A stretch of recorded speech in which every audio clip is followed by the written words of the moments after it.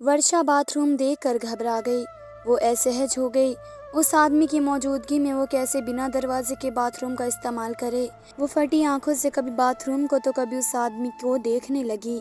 उस आदमी के होठे पर शैतानी मुस्कुराहट थी।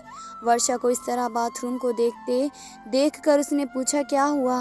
वॉशरूम नहीं जाना क्या? या इस बाथरूम को देखकर तेरा बंद हो गया? इस बाथरूम में तो दरवाजा ही नहीं है। वर्षा ने सकपकाते हुए कहा, हाँ तो क्या हुआ? मैं कैसे जाऊं इसमें? अपने पैरों से? वो ठिठाई से बोला। वर्षा उसकी बात सुनकर समझ गई कि उसके इरादे क्या हैं। फिर भी वो घबराते हुए बोली, मैं तुम्हारे सामने बिना दरवाजे के बाथरूम कैसे यूज़ करूं? तुम इस कमरे से बाहर जाओ तो मैं वॉशरूम जाऊंगी। मैं कहीं नहीं जाने वाला। बाथरूम जाना है तो जाओ, नहीं तो रोक कर यहीं बैठी रहो। जब ज़्यादा लगे तो अपने कपड़ों में ही कर लेना। वर्षा उसकी बात सुनकर चुप हो गई। फिर कुछ सोचकर बोली, मेरे हाथ तो बंधे हैं, फिर कैसे मैं बाथरूम? इसके आगे से शर्म के मारे बोला ही नहीं गया और उसने अपना वाकया अधूरा छोड़ दिया। हाँ, ये प्रॉब्लम तो है। वो अपनी दाढ़ी को दोनों हथेलियों में रखते हुए सोचने की एक्टिंग करते हुए बोला, तुम कहो तो मैं तुम्हारी पैंट उतार दूं जाने मन। वो ठहाका मार कर हंस दिया।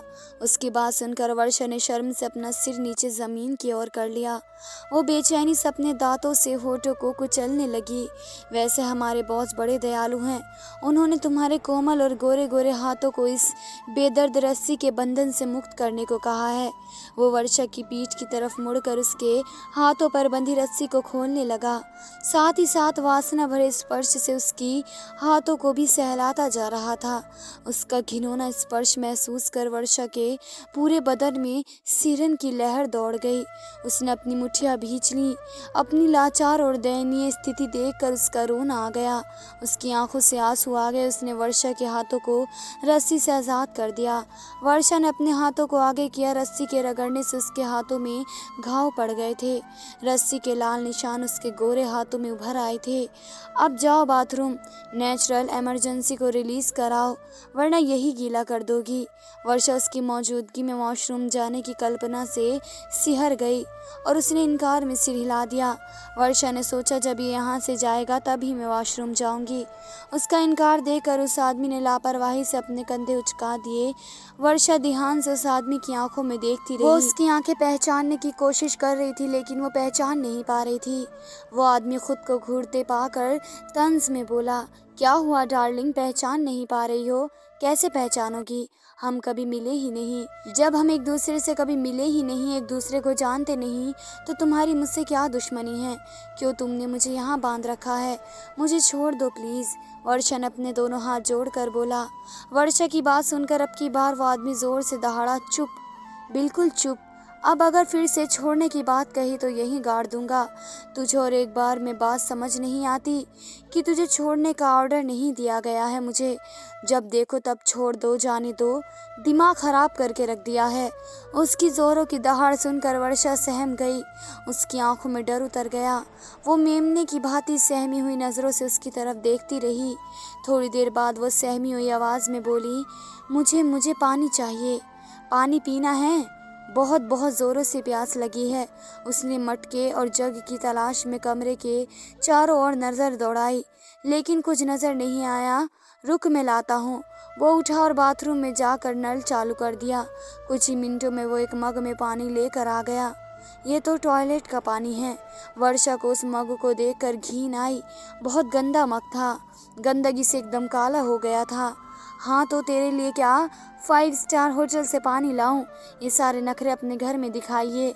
यहाँ यही पानी मिलेगा। पीना है तो पी ले, वरना प्यासी मर। बड़ी आई टॉयलेट का पानी। वो बड़बड़ाया। वर्षा को बहुत ज़ोरों की प्यास लग रही थी। गला एकदम सूख रहा था।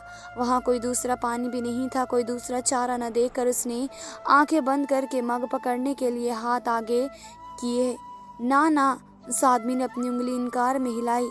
ऐसे नहीं, मैं अपने हाथों से तुझे पानी पिलाऊंगा। इतनी सेवा का मौका तो तुझे ज़रूर मिलना चाहिए। क्यों जाने मन, मैंने सही कहा ना? वर्षा ने कोई जवाब नहीं दिया। वो वर्षा के पास आया। उसने एक हाथ से वर्षा का चेहरा कस कर पकड़कर ऊपर की तरफ किया। उसके हाथ के दबाव से वर्षा ने एकदम से अपनी आंखें खोल दी। उस आदमी ने दूसरे हाथ को, जिसमें उसने मग पकड़ा हुआ था, वर्षा के मुंह के पास ले गया और उसके मुंह में पानी डालने लगा। वो वर्षा के मुंह में तो पानी नहीं डाल रहा था और उसके चेहरे पर ज्यादा पानी डाल रहा था। वर्षा की नाक और आंखों में पानी जाने लगा, जिससे वर्षा झटपटाने लगी और वह अपने दोनों हाथों से मग को दूर हटाने लगी। लेकिन वो मग को हिला भी नहीं पाई, क्योंकि वो पहलवान जैसा था और वर्षा एक पतली दुबली नाजुक सी लड़की। वो अपने दोनों हाथों से उसके मग वाले हाथ पर मार रही थी, लेकिन उस आदमी को वर्षा की झटपटाहट से बड़ा मजा आ रहा था। वर्षा अपना सिर भी इधर उधर हिलाने की कोशिश कर रही थी, लेकिन उस आदमी के हाथ की पकड़ इतनी मजबूत थी कि वर्षा चेहरा हिला भी नहीं पाई। पानी की धार कभी उसकी आंखों पर तो कभी उसकी नाक में जा रही थी। वर्षा जितना झटपटा रही थी, वो उतना ही जोर से वहशियाना ढंग से हंस रहा था। उसे वर्षा की तड़प से बड़ा मजा आ रहा था।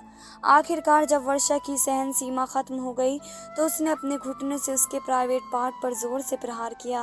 वर्षा के प्रहार करते ही उसके हाथ से मग छूट गया और वर्षा का चेहरा भी उसके हाथ से छूट गया। वो दर्द से तिलमिला गया और जोर से चिल्लाकर दोनों हाथों से अपने अंग को पकड़कर नीचे बैठ गया। आह माँ! वो दर्द से दोहरा गया। कैसी विडंबना है कि एक स्त्री से ही उसने जन्म लिया, एक नारी की कोख से इस दुनिया में आया। अपने दर्द में भी माँ रूपी नारी को ही उसने याद किया, लेकिन उसी नारी जात पर वो एक तरफ इतना अत्याचार कर रहा है। दर्द से उसने अपनी आंखें जोर से कस कर मींच ली। आह आह! इसी पल का फायदा उठाते हुए वर्षा दरवाजे की ओर भागी और दरवाजे की चटकनी खोलने लगी, लेकिन बहुत पुरानी लोहे की चटकनी जंग लगने के कारण टाइट हो गई थी। वर्षा से वह खुल नहीं रही थी। वर्षा चटकनी खोलने के दौरान बार बार उस आदमी पर नजर रखे हुए थी। उस आदमी को अभी कोई होश नहीं था, वो बस दर्द से कराह रहा था। अनंत वर्षा से चटकनी खुल गई और वो जल्दी से दरवाजा खोलकर बाहर आ गई। बाहर आकर उसने देखा चारों ओर गुप्त अंधेरा छाया हुआ था। हाथ को हाथ नहीं सूझ रहा था। आसमान में बादलों ने चांद को ढक दिया था, जिससे चांद की रोशनी धरती पर नहीं आ रही थी। वर्षा को वहाँ कोई मकान नजर नहीं आया। वो सिर्फ एक कमरा था और उसके बगल में एक दूसरा कमरा और था। इससे ज्यादा देखने का उसके पास समय नहीं था। उसने तुरंत एक तरफ दौड़ लगा दी और अपनी पूरी ताकत लगाकर वो दौड़ती रही। वो अंधेरे में बेतहाशा दौड़ती गई। थोड़ा आगे जाने पर उसे समझ आया कि ये तो जंगल है। चारों ओर पेड़ होने की वजह से अंधेरा ज्यादा हो रहा था। जंगल में किस तरफ जाए और कौन सी दिशा से उसे बाहर निकलने का रास्ता मिलेगा, उसे कुछ समझ नहीं आ रहा था। वो बस लगातार एक ही दिशा में भागती गई। एक तो अंधेरा और फिर जंगल की गीली मिट्टी। वो कई बार गीली मिट्टी में फिसल गई और जमीन पर गिर गई। उसके कपड़े सारे कीचड़ वाले हो गए। उसके हाथ पांव सभी जगह चोट लग गई थी, लेकिन वो अपनी चोटों की परवाह किए बिना हर बार खड़ी होकर दुगने वेग से दौड़ने लगती। उसने सोचा पति को फोन करके अपने बारे में बता दे और अपनी लाइव लोकेशन भेज दे। इसलिए एक जगह रुककर उसने अपनी जीन्स की जेब से मोबाइल निकालने के लिए हाथ डाला, तो पाया कि जेब में मोबाइल नहीं है। वो समझ गई कि अपहरणकर्ता ने उसकी जेब से मोबाइल निकाल लिया है। उसकी मुक्ति के सारे रास्ते उन लोगों ने बंद कर दिए हैं। वो फिर से भागने लगी। उधर वो आदमी करीबन 10 मिनट तक दर्द के मारे बैठा रहा। जैसे ही उसका दर्द कम हुआ तो उसने नज़र उठाकर कमरे में चारों ओर देखा, तो कहीं भी वर्षा नजर नहीं आई। दरवाजे की तरफ देखा तो दरवाजा खुला हुआ था। भाग गई साली, उसने गालियां दी और खड़ा हो गया। वो अपने दर्द को भूल वर्षा को ढूंढने के लिए बाहर की ओर दौड़ पड़ा। उसने अपनी पैंट की जेब से मोबाइल निकाला और उसकी टॉर्च जला दी। टॉर्च की लाइट में उसने जमीन पर वर्षा की चप्पल के निशान देखे और उसकी दिशा में वो दौड़ गया जिधर वर्षा गई थी। वो उसके चप्पलों के निशान का पीछा करते हुए लगातार वर्षा के नजदीक आता जा रहा था और इस बात से वर्षा अनजान थी। भागते हुए वर्षा एक पत्थर से टकरा गई और नीचे जमीन पर गिर गई।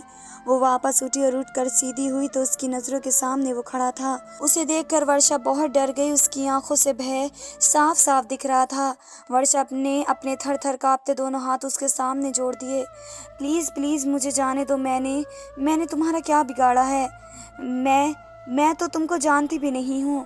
फिर क्यों मुझे किडनैप किया है? क्यों मुझे परेशान कर रहे हो? मुझे जाने दो। मैं यहाँ से जाने के बाद किसी को तुम्हारे बारे में नहीं बताऊंगी, प्रॉमिस, गॉड प्रॉमिस। किसी को कुछ नहीं बताऊंगी, लेकिन मुझे छोड़ दो, मुझे जाने दो। प्लीज़ प्लीज़ मुझ पर दया करो, मुझे जाने दो। और वो फूट फूट कर रो पड़ी।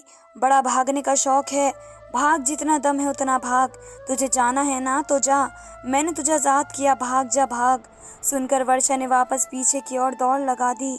वो कुछ ही दूरी पर गई होगी कि एक डंडा जैसा कुछ उसके पैर पर पड़ा और वो मुंह के बल जोर से नीचे जमीन पर गिर गई। उसके होठों से खून निकल गया। उसके बगल में वो आकर खड़ा हो गया। वर्षा ने सिर घुमाकर उसे देखा। वो उसे देखकर मुस्कुरा रहा था। क्या हुआ जाने मन? भाग नहीं पाई, गिर गई? डार्लिंग, कहीं चोट तो नहीं आई? देखूं मैं जरा। वो नीचे बैठ गया और उसने वर्षा की चोटी पकड़कर उसे खींचते हुए वर्षा को खड़ा किया। वर्षा को चोटी से ही पकड़कर खींचते हुए वो वापस ले जाने लगा। उसके खींचने से वर्षा नीचे गिर गई, लेकिन वो उसकी चोटी पकड़कर घसीटने लगा। साली, मुझे मुझे मारती है, मुझसे पंगा लेती है। पूरा शहर मेरे नाम से डरता है, बिल्ला से। अनजाने में गुस्से में वो अपना नाम बोल दिया। डरता है और तू पिद्दी सी लड़की 45 किलो की मुझे मारती है। तेरी इतनी हिम्मत! आज तूने बिल्ला को ललकारा है, बिल्ला की मर्दानगी पर वार किया है। इसका फल तो तुझे भुगतना ही पड़ेगा। अब तू देख मैं क्या करता हूँ। वो गुस्से से दांत भींचता हुआ वर्षा को घसीटता रहा। इस समय वो बहुत भयानक, वहशी लग रहा था। वर्षा जंगल की गीली जमीन पर घसीटती जा रही थी। उसके कपड़े जगह जगह से फट गए थे और उसके हाथ पैर कई जगह से छिल गए थे, जिनसे खून रिसने लगा। सबसे ज्यादा दर्द उसे चोटी के बाल खींचने से हो रहा था। छोड़ो मुझे, छोड़ो मुझे, छोड़ दो, बचाओ बचाओ, कोई है, बचाओ मुझे, भगवान के लिए छोड़ दो, मुझे बहुत दर्द हो रहा है, प्लीज छोड़ दो मुझे। वर्षा दर्द से तड़प रही थी, चेहरा पूरा आंसुओं से तर था, लेकिन वो निर्दयता से उसे घसीटते जा रहा था और वापस कमरे पर ले आया। कमरे में लाकर उसने वर्षा को जोर से अंदर की तरफ धक्का दिया, जिससे वर्षा दीवार से टकराने में बाल बाल बच गई। अब फिर से भागने की कोशिश की तो इससे भी बुरा हाल करूँगा। मुझे मारा था तूने, तेरी तो मैं जान ले लेता, लेकिन बॉस के ऑर्डर के आगे मजबूर हूँ, वरना मार कर इसी जंगल में गाड़ देता, किसी को पता भी नहीं चलता। बिल्ला ने वर्षा की गर्दन दबाते हुए कहा। वर्षा अपने दोनों हाथों से बिल्ला के दोनों हाथ जो वर्षा की गर्दन पर थे हटाने की कोशिश कर रही थी। उसकी आंखें बाहर आने लगी थी, चेहरा नीला पड़ने लगा। ये देखकर बिल्ला ने उसकी गर्दन एकदम से झटके से छोड़ दी। वर्षा चित जमीन पर गिर गई और लंबी लंबी सांसें लेने लगी। भूख लगे तो ये पराठे और सब्जी खा लेना, यहाँ रखे हैं। तेरी हरकत से तो मैं तुझे एक दाना ना दूं खाने को, लेकिन बॉस का ऑर्डर है कि तुझे जिंदा रखना है और पानी बाथरूम में से लेकर पी लेना। वो दहाड़ते हुए बोला। अपने साथ में ले झोले से खाना निकाल कर जमीन पर रखा और कमरे से बाहर निकल गया। दरवाजे पर बाहर से उसने ताला लगा दिया। वर्षा की जब सांसें दुरुस्त हुई तो वह वहीं दीवार से टेक लगा कर बैठ गई। अब उसका गला सूखने लगा। मग उठाकर देखा, उसमें थोड़ा सा पानी बचा था। वो एक सांस में पानी को पी गई, वापस से दीवार से टेक लगा कर आंखें बंद करके बैठ गई। अपनी किस्मत पर उसकी आंखों से लगातार आंसू बहते रहे। खाने की बिल्कुल इच्छा नहीं थी, भूख मर गई थी उसकी। आज दिन में हुआ पूरा घटनाक्रम उसे याद आने लगा। आइए आपको वर्षा का पूरा परिचय कराते हैं। वर्षा कानपुर की रहने वाली है। उसके हस्बैंड जतिन एक सॉफ्टवेयर कंपनी में सॉफ्टवेयर इंजीनियर हैं। उसके घर में उसके पति, सास, ससुर और एक ननंद है। ससुर सरकारी नौकरी में है, 3 साल में रिटायर होने वाला है। ननंद कॉलेज जाती है, सास घर संभालती है। वर्षा खुद एक ऑफिस में जॉब करती है। उसकी एक छोटी सी बेटी है, परी, मात्र 1 साल की है। बहुत प्यारी, बिल्कुल परियों जैसी, पूरे घर की जान है वो। रोज की तरह आज भी वर्षा ने सुबह 5 बजे उठकर नहा धोकर सबके लिए नाश्ता बनाया, पति का और खुद का टिफिन पैक किया, अपनी बिटिया रानी को दूध पिलाकर नहला धुला कर रेडी कर दिया। वो और उसके हस्बैंड साथ ही घर से 9 बजे निकले, जब तक परी की केयर टेकर लीना भी आ गई। बाय मीला बच्चा, मीला सोना, दादी को और लीना आंटी को परेशान नहीं करना, गुड गर्ल बनकर रहना। मम्मा शाम को जल्दी आएगी और अपनी बिटिया के लिए ढेर सारे टॉयज लाएगी। वर्षा ने अपनी बेटी को गोद में उठाकर ढेर सारा प्यार किया और फिर उसके मुलायम गालों पर किस करके उसकी केयर टेकर को दे दिया। जतिन, आज परी को छोड़ते हुए मेरा दिल न जाने क्यों घबरा रहा है। दिल में अजीब सी दुखी हो रही है। आज ऑफिस जाने का मन नहीं है, उसने अपने पति जतिन से कहा। जतिन ने गाड़ी की चाबी उठाते हुए कहा, बिना बात के छुट्टी लेने का क्या मतलब है? तुम माँ हो और हर माँ को अपने बच्चे को छोड़ते हुए ऐसा लगना स्वाभाविक है। अभी वो बहुत छोटी है और कभी बीमार पड़े तो फिर तुम्हें छुट्टी लेनी ही पड़ेगी। इस तरह बिना किसी वजह की छुट्टी लेकर अपनी छुट्टियां क्यों ख़त्म कर रही हो? तुम्हें क्या लगता है मैं बाप हूँ तो क्या मुझे परी को छोड़कर जाना अच्छा लगता है? नहीं, मुझे भी दुख होता है अपनी बेटी से दूर जाने पर, लेकिन मैं तुम्हारी तरह छुट्टी लेने का तो नहीं सोच सकता। अब चलो, लेट हो जाएंगे। आज तुम हाफ डे लेकर जल्दी घर आ जाना। वो रोज़ सुबह अपने पति के साथ ऑफिस जाती है। उसे ऑफिस छोड़कर जतिन अपने ऑफिस के लिए निकल जाता है और शाम को वह जतिन से थोड़ी जल्दी ऑफिस से छूटती है, इसलिए कभी कभार बस या रिक्शा से घर आ जाती है।